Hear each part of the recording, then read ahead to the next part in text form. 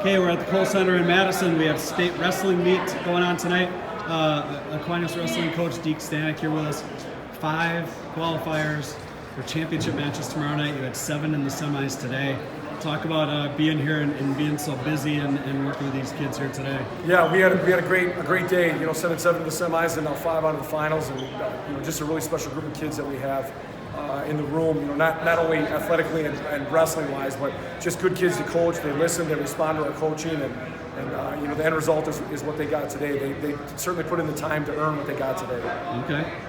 Tate Fleege, the guy who had a big win at 52, all of your qualifiers came from that point on. Yep. You said momentum is a real thing. Yep. What did his win do for those guys that followed him? Yeah, Tate, he brings a lot of energy to his matches, and he gets excited to wrestle. I don't know that he gets so much nervous.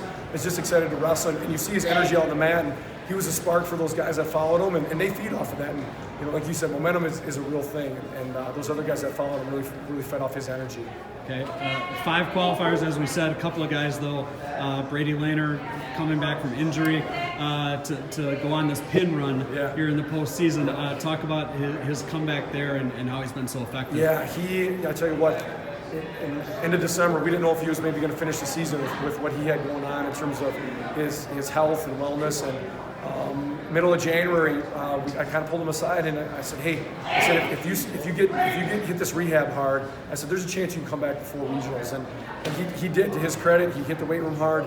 He had lost a bunch of weight from being sick, and he put that weight back on and came back to practice, got himself back into shape, and he did a lot. He put in a ton of time, ton of effort outside of even just our practice room to get to where he's at today, and end result, he finds himself in the state finals tomorrow. Tell me the plan to get these guys ready for tomorrow night. So tonight, go back.